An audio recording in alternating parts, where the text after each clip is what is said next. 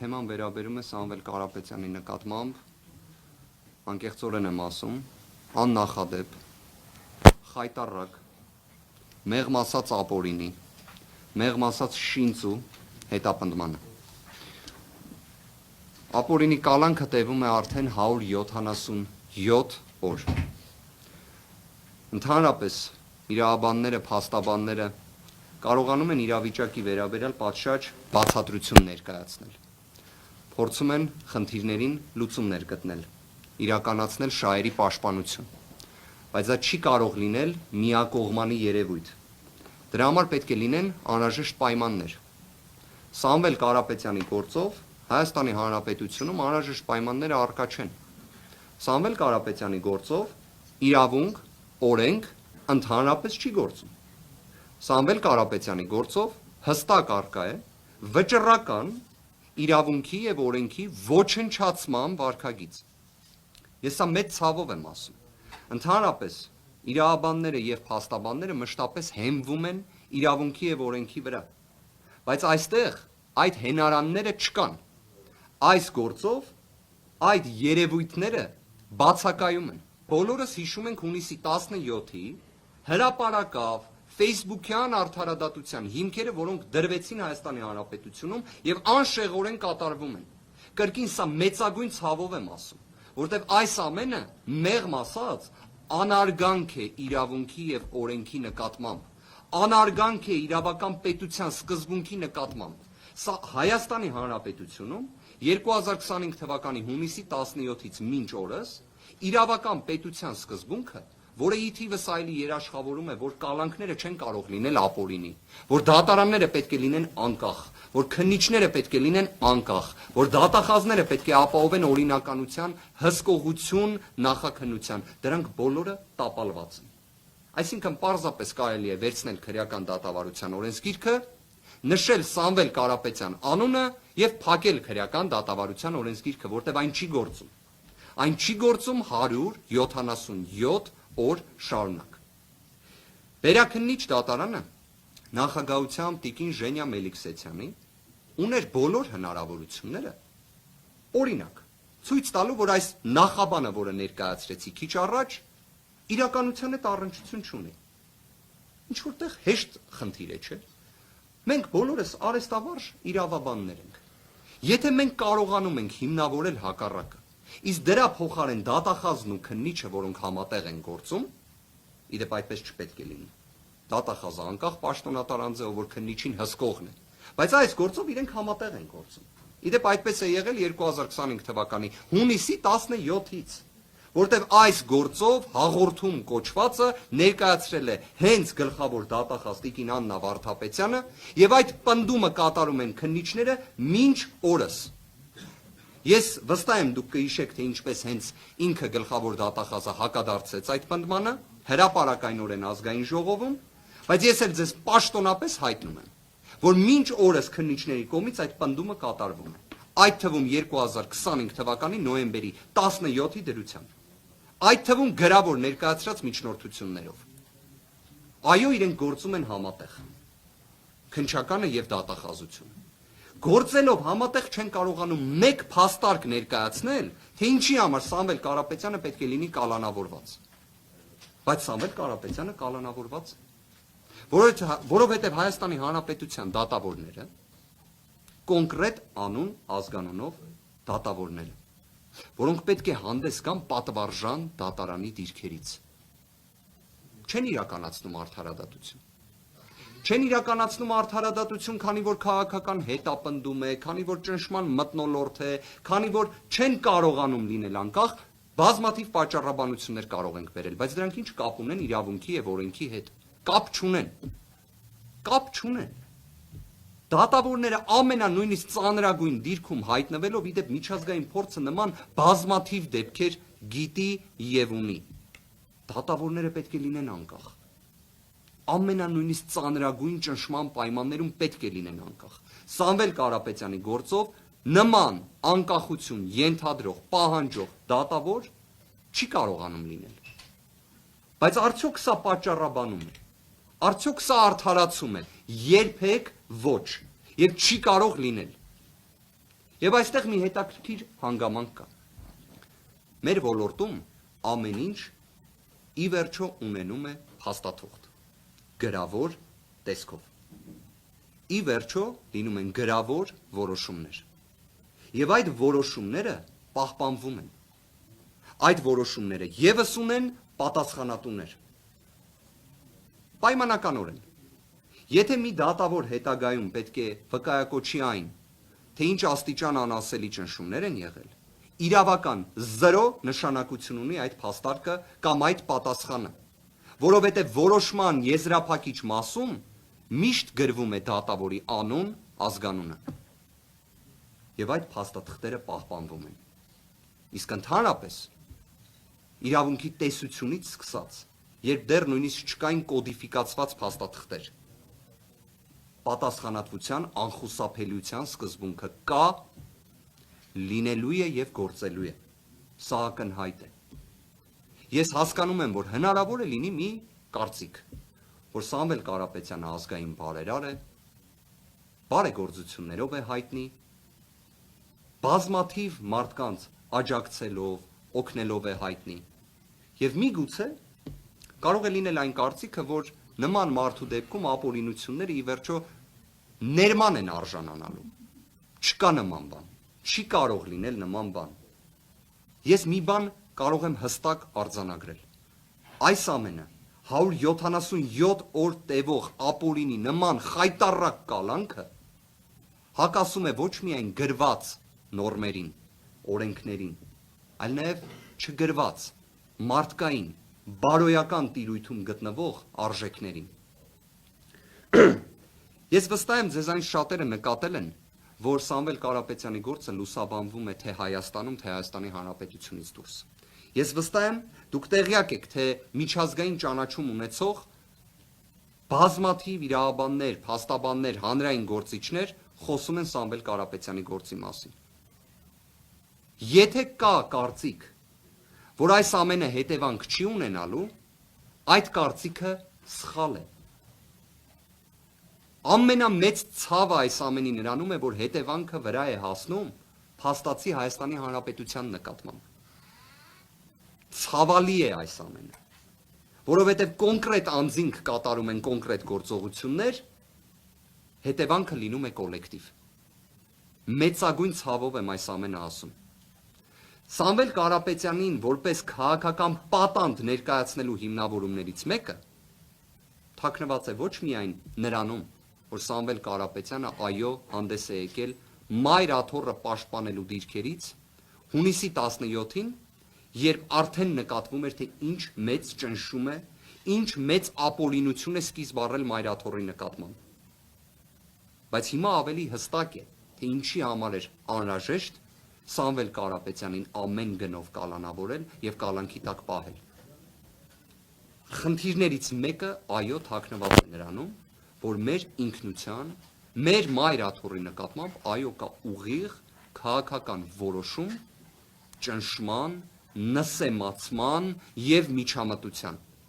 Եվ ազգային բարերար Սամվել Կարապետյանը այո խոչընդոտ է նման վարքագծին։ Բայց այդ վարքագիծը արդյոք ոչ իրավաչափ է։ Մայր աթոռը պաշտպանելը Հայաստանում ոչ իրավաչափ երևույթ է դառել։ Մեր ձևով կմասնակցենք եկեղեցու պաշտպանությանը, Հայաստանի Հանրապետությունում հանգեցնում է 177 օր տևող կալանքի։ Եվ այդ կալանքը հաստատող դատավորները,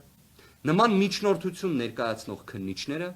նման միջնորդությունը պաշտպանող դատախազները Հայաստանի Հանրապետության քաղաքացիներ են։ Սամվել Կարապետյանը հետախուզվում է Ադրբեջանի իշխանությունների իրավասու մարմինների կողմից։ Սամվել Կարապետյանը 177 օրից ավելի է, ինչ բանտում է Հայաստանի Հանրապետության։ Երկրորդ խումբը խնդրի, որը կրկին բերում է քաղաքական պատանդի կարգավիճակին, դա վերաբերում է հեծին։ Ակնհայտ էր, չէ, որ այս ամենը զուգահեռաբար սկսվեց։ Ակնհայտ է նաև, որ 2025 թվականի նոյեմբերի 17-ին տեղի ունեցավ մի վարչական այսպես կոչված վարույթ, անտեսելով այն փաստը, որ սահմանադրական դատարանում ընթացող քննություն է առկա կիրառման ենթակա նորմերի վերաբերյալ, եւ որոշվեց հեծին զրկել լիցենզիայից։ Եվ ըստ այն կարգավորումների, որոնք հիմա էլ սահմանադրական դատարանում քննության առարկա են, պետք է տեղի ունենան բանակցություններ հնարավոր փոխհատուցման վերաբերյալ։ Հենց դրա համար Սամվել Կարապետյանը քաղաքական պատանդ է։ Դուք պատկերացնում եք մարդու հետ բանակցել, երբ վերջինս ապօրինի կալանավորված է։ Օրվա իշխանությունները գիտակցում են, որ ցանկացած մի բանակցություն իրենց հետ Սամվել Կարապետյանի կողմից դա լինելու էր իրենց հաղթանակը։ Սամվել Կարապետյանի դիրքորոշումը առավել քան հստակ է։ Սամվել Կարապետյանի հստակ դիրքորոշումը արտահայտվել է 2025 թվականի հուլիսի 4-ի իր ուղերձում,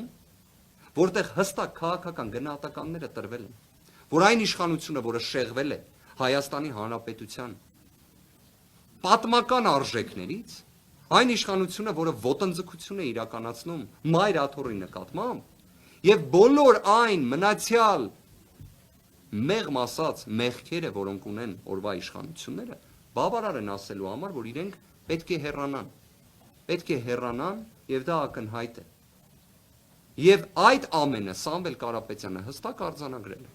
Եվ այս ամենի պայմաններում ունենք քաղաքական հետապնդում, վրեժխնդրություն, տոտալ ապօրինություն, որը մինչ օրս շարունակվում է։ Իդեպ հեծի վերաբերյալ մի հետաքրքիր բացահայտում անեմ։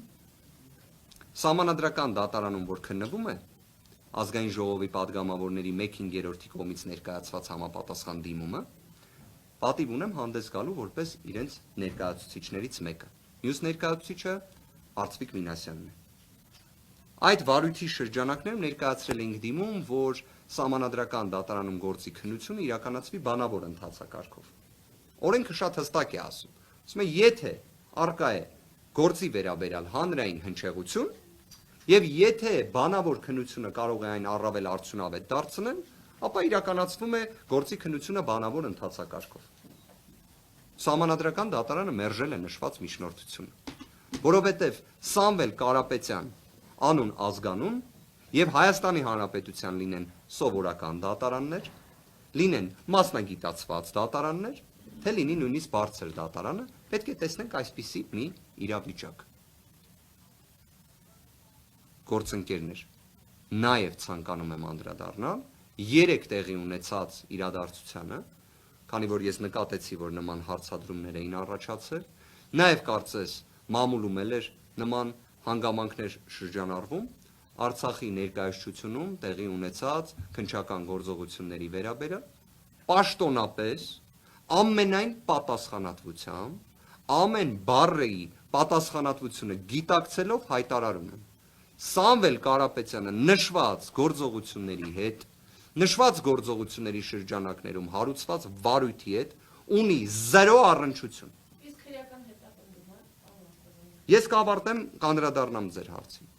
Կրկին արձանագրում է։ Ունի 0 առնչություն 3 տեղի ունեցած դեպքերի վերաբերյալ։ Նախաքննական գաղտնիքը չլիներ, կհրապարակեինք այսօր նաև փաստաթղթեր։ Բայց եկեք հետևյալ կերպ ձևակերպեմ։ Մեր ձեռքի տակ կան իրավասու մասնավոր մարմնի կողմից տրված փաստաթուղթ, առ այն, որ Սամվել Կարապետյանը դրա հետ ոչ մի առնչություն չունի, մեր ձեռքի տակ կան ցուցմունքներ, որ Սամվել Կարապետյանը դրա հետ որևէ առնչություն չունի, այդ ամենը գիտեն քննչական մարմնում, այդ ամենը գիտեն դատարաններում, քանի որ առնվազն 4 դատական ակտ հաստատել է, որ այդ առնչությունը չկա։ Հետևաբար, պարզապես ցավալին այն է, որ 53 քննիչներից բաղկացած քննչական խումբը մինչ օրս ոչ թե այս խայտառակ ապօրինի, պրիմիտիվ, շինծու, աբսուրդային վարույթը ոչ թե ավարտում է եւ ուղարկի դատարան, կամ ուղակի կարճի վեր գտնվի ապօրինություններից եւ կարճի, այլ փոխարենը տարատեսակ անհասկանալի վարույթային գործողություններով է զբաղված։ Ձեզ ամենայն պատասխանատվությամբ հայտնում ենք։ նոյեմբերի 18-ին հաջորդած ժամանակահատվածում 5-ից ավել միջնորդություն ենք ներկայացրել, որ քննչականը կատարի այն գործողությունները, որը եկել էր եւ դատավոր Դադոյանին խնդրում էր, որ իրեն ժամանակ տան, որ կատարի։ Գիտեք ինչ է պատասխանել քննչական մարմինը։ Դնենք մի կողմ, որ հետին ամսաթվով թուղթ են գրում, ուշացումով ուղարկում են։ Իդեպ որոշ դեպքերում դա համարվում է փաստաթղթի կեղծում, քրեական օրենսգրքով նախատեսված, բայց հո դրա վրա ուշադրություն չենք դարձնելու։ Չէ՞ որ Սամվել Կարապետյանի գործով զբաղվող քննիչները երևի թե ազգային ժողովի падգամավորներից ավելի բարձր անձեռմխելիության աստիճան ունեն։ Դրան ուշադրություն չդարձնենք։ Գիտեք քննիչը ինչ է պատասխանում։ Քննչական խմբի ղեկավար Սպարտակ Պողոսյանը մեր կողմից ներկայացրած միջնորդությանը, որ կատարեք այն գործողությունները, որոնք դատարանից խնդրել եք։ Ասում են ակնհայտ անհիմն միջնորդությունը ենթակա է մերժման։ Այսինքն մենք իրենց գրում ենք, որ արեք այն, ինչ ասում եք, ասում են ակնհայտ անհիմն միջնորդությունը ենթակա է մերժման։ 53 քննիչներ, 177 օր տևող կալանք, տոտալ անգործություն։ Պատկերացրեք գործընկերներ, օրինակ, գալիս եմ ձեզ, խնդրում եմ, ասում եմ, կտակ ինձ ժամանակ, որ գնամ մի հատ թուղթ բերեմ, ձեզ փոխանցեմ։ Դուք ասում եք շատ լավ։ Հետո տեսնում եք ես չեմ գնում, ստեղ նստած եմ նույն ձև։ Ասում եք, կներեք, Արամ ջան, կգնաք այդ թուղթը բերեք, որը ուզում էիք մեզանից եւ խնդրեցիք, որ 5 րոպե սպասենք։ Ասեմ, ես ինչ ակնհայտ անհիմն պահանջներ եք ներկայացնում, այն ենթակա է մերժման։ Չեք ասի ինչ ես անում։ Կամ ինչ է։ Այն ինչ հիմա ձեր գլխում պատտվում է, այդ ամենը մեր գլխում էլ է պատտվում։ Ուղղակի մեկ տարբերությամբ, այս իմ նկարագրած դեպքում ոչ մեկ կալանավորված չի։ Հիմա պատկերացրեք մի հատ էլ ես ձեզ գամ խնդրեմ, ասեմ մի հատ սպասեք, թուղթ բերեմ։ Այդ ընթացքում գամ ձեզ կալանավորեմ, հետո դուք ասեք լավ, հարգելիս, կալանավորեցիք, բայց այդ թուղթը ինչ եղավ, ասում ես ինչ ակնհայտ անհիմն միջնորդություններ եք ներկայացնում։ Սամվել Կարապետյանին մեղսագրվող արարքները իրականության, օբյեկտիվության, աբսուրդի հետ էլ նույնիսկ կապ չունեն, հասկանում եք, այսինքն սա վեր է աբսուրդից։ Հետևաբար, ամփոփելով նաև այս հատվածի վերաբերյալ խոսքս, կարող եմ ասել, որ այո, Սամվել Կարապետյանը Արցախի հետ ունեցել է այն աստիճան կապ, որ Ադրբեջանի իրավասու մարմինների կողմից հետախուզվում է 2021 թվականի հունիսի 18-ից եւ 2025 թվականի հունիսի 18-ից գտնվում է Հայաստանի Հանրապետության բանտում։ Որևէ այլ մի ձևով Արցախի հետ Սամվել Կարապետյանին կապելու փորձը գիտեք որ ձևակերպում է օգտագործեն։ Ճիշտ չի, մարդկային չի, բոլոր այն կարմիր գծերը, որոնք կան, դրանից էլ է դուրս։ Ես հասկանում եմ, որ աբսուրդին կատարելության սահմաններ չկան, բայց իսկապես կարելի է ինչ-որ միտեղ կարմիր գիծ ունենալ։ Այն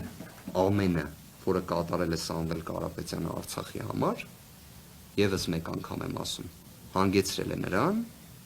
իդեպ այդ հայտարարությունը կարող եք գտնել, որ Ադրբեջանի իրավասու մարմինները հետախուզում հայտարարեն Սամվել Կարապետյանի նկատմամբ։ Դրանից դուրս որևէ մի գործողությունները մարդկային էլ չեն։